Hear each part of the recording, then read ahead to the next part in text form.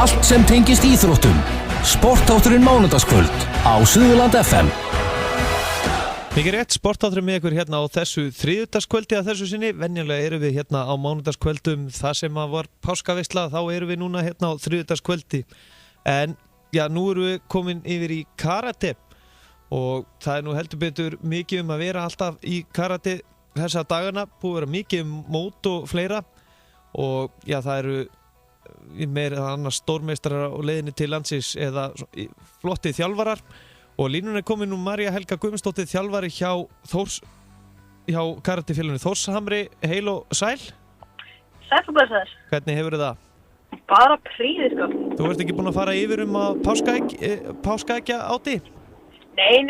Þú ekki létt bóð á páskasunnudag bara svona til að hrista mér ekki. Svona fyrir á. Já. Ertu þetta? Já. Já, það var hérna, já, en hvernig svona, hvað eru karate-iðkendur, eru þeir að borða páskaegg, þurfa þeir að æfa páskana? Já, það er nú alltaf betra. Við reynum að setja ekki alveg aðgerðalvis svona yfir stóra tíðnar. Nei, okkur. En aðeins að félaginu Þórshamri, karatefélaginu, hvað þið staðsett? Við erum í Brautarholtinu í Reykjavík, bara rétt hjá Slemmi. Já. Þetta er svona miðsvæði sko. Og þau verið þar í svona 20 ár. Já. Og já, hvernig svona búin að vera þróunin, búin að vera mikil gróska hjá félaginu? Það er svona kemur á meiri bylgjum. Akkurat núna þá eru flest karatefélögin svona frekar fámenn en góðmenn. Það er svona orðið komast. Það er rosalega mikið úrval af allskyns íþróttum, bardaíþróttum og fleiri á Íslandi núna og það kannski birtist í svona aðeins meiri dreifingu á mismunandi greinar.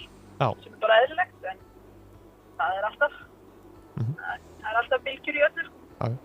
En þið eru ansi dugleg að hérna fá svona stórmeistara og flotta þjálfara til landsins og það er nú hvorki meira en minna, þá eru þið að fá einhvern rísa þjálfara núna í heimsókn sem er 7. danið.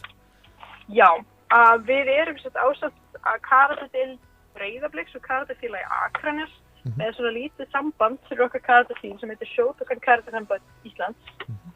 Shotokan er svona karatestílinn sem við æfum og SKSI sem er þetta samband hefur gert það alltaf að fá góða gestaþjálfara einu sinni til 2 ári, oftar ef við verðum komið og það er rosalega mikilvægur þáttur fyrir okkur í því svona endurnýja þekkingu og byggja upp svona stemningu líka bara, það er alltaf rosalega gaman að fá gestaþjálfarar og nú er sá tími, það er einmitt oft svona páskana sem við fáum góða gest utan frá. Já, og já, hvað þeir eru að fá þarna ákveðinu, kannski fólk áttar sig kannski ekki á því að vera með 7. dan í karate, það er nú ansi stórt.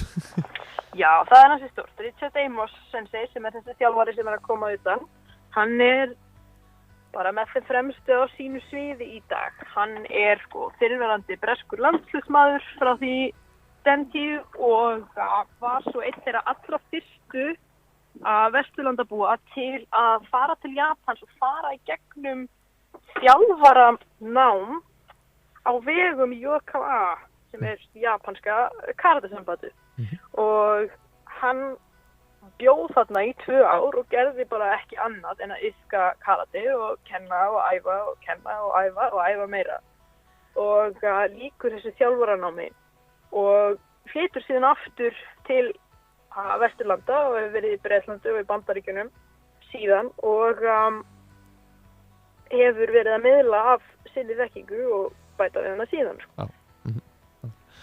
Hann er gríðarlega flottur kennari, hann er ótrúlega fróður, hann talar reiprennandi japansku, bjó náttúrulega þarna í nokkur ár og hefur óþreytandi ánægja því að iðka og pæla og kenna og bara mjög skemmtilegt alltaf að koma á æfingar hjá honum. En já, það er þessi veisla, hún er núna, það ekki bara núna næstu helgi? Júp, föstudag til sunnudags. Já, og já, það eru ekki skráningar hafnar og fleira? Júp, það er bara fullt af fólki á leiðinni og einn liður í þessum æfingabóðum er líka þá eru haldin beltapróf undir svartbelti, gráðanir og það er mjög stór hópur Íslendinga á leiðinni í gráðu núna. Ég held að séu vel á annan tug sem að fara í fyrsta svartafeltið. Og svo einhverju fleiri sem að fara í hærri gráðinu og þetta eitthvað sem við höfum líka gert að fá alltaf vinna erlendan þjálfara til þess að prófa iðkendur undir svörtubeltin. Já. Því að það rosalega mikilvægur liður í því líka að svona, það svona ákveði gæða eftirlit eiginlega. Að tryggja, við séum að fá hvern óháðan aðila sem að þekkir þessa iðkendur ekki neitt, kemur bara inn og sér hvernig þau standa sig á æfingabúðunum og svo hvað þau gerir í gráðuninni og metur þau á þeim forsendum. Það er svona ákveðin fagleg trygging þarna, fólkin í því. Okay. En það búið að vera ansi mikið í gangi hjá okkur í kringum bara karate-iðkendur okkar. Það búið að vera núna upp á síðkastið, það búið að vera Norðurlandamót og svo það ekki búið að vera hópi núna út í Amsterdam? Júp, við vorum bara að koma heim í gærkvöldi. Já, og hvaða hópur var að fara þarna til Amsterdam? Það svona rjóminn úr Kúmítalandsliðin okkar. Það eru nokkru keppendur sem voru einmitt á Norðurlandamótinu helgina áður og svo vorum við 2 til viðbótar sem fórum ekki á NM en vorum með í þessara ferð og þetta var svona bæði keppnisferð og æfingaferð. Við hittum þarna hollenska landsliðið og æfðum aðeins með hollenska unglingalandsliðinu nokkur og svo fórum við á æfingabúðir hjá Noah Bitch sem ískur landsliðsmaður og mjög reyndur keppandi og sigursæll og vorum svona bæði að það náttúrulega fara út að keppa og svo líka bara svona mynda tengsl og svona styrkja vináttuböndin við þessi landslið svona í nær löndunum okkar. Við erum með ansi marga, er það ekki efnilegt karatefólk í Kumite, er það ekki?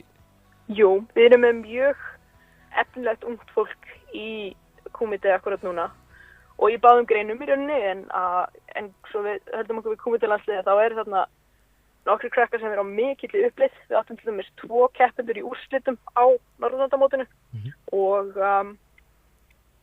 aðra sem að komast á pall þessu utan sko. Þannig að þetta er mjög flottur hópur. Þetta eru ungir krakkar sko innan við 20 og rosalega metnaðarfull, samviskusöm, góðir iðkendur, gott íþróttafólk og eru bara á brjálari uppleið sko.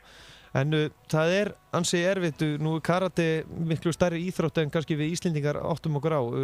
Það er ekki erfitt fyrir okkar litla Ísland að eiga afreksfólk í karate?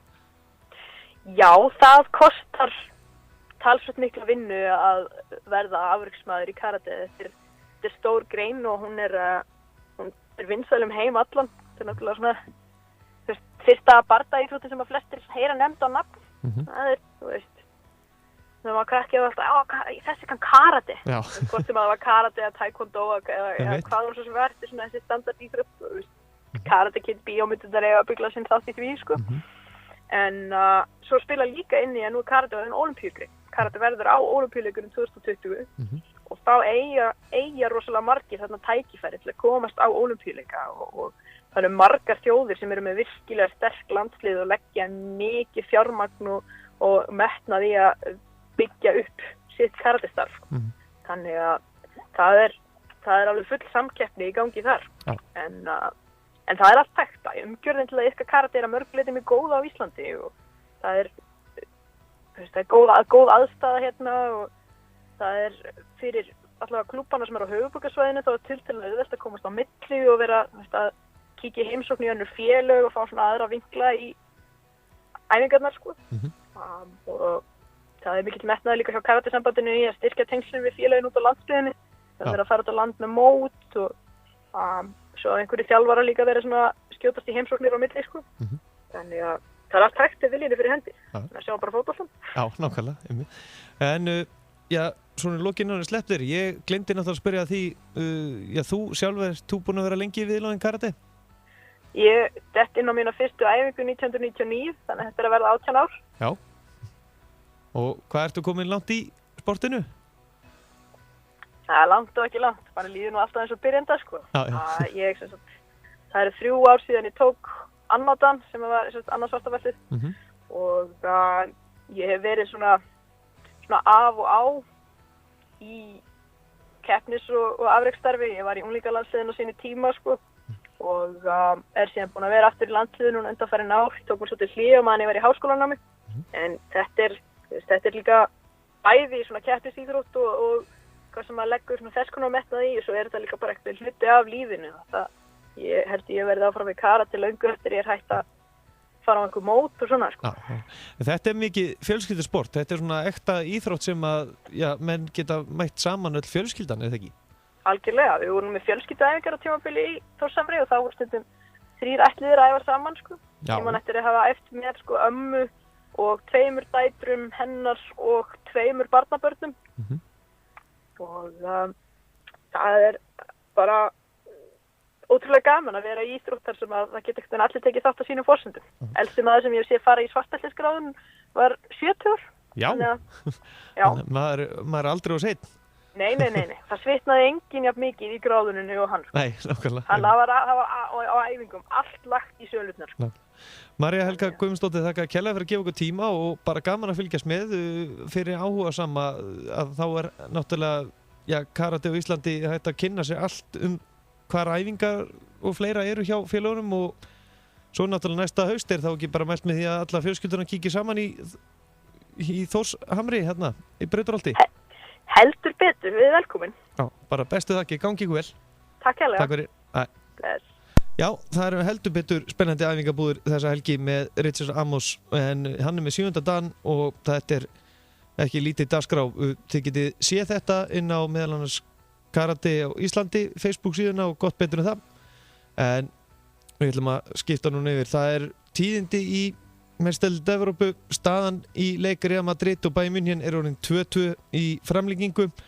Cristiano Ronaldo með markið á 150 mínútu og staðan því 2-2. Það er víst vafasamt hvort þetta var rangstæð eða ekki, menn geta deilt það að sjálfsögðu endalaust. Og svo er staðan í körfuboltanum hérna heima Snæfell 42, Keflavík 41 í fyrsta leik Snæfells Keflavík í dómsdeild kvenna.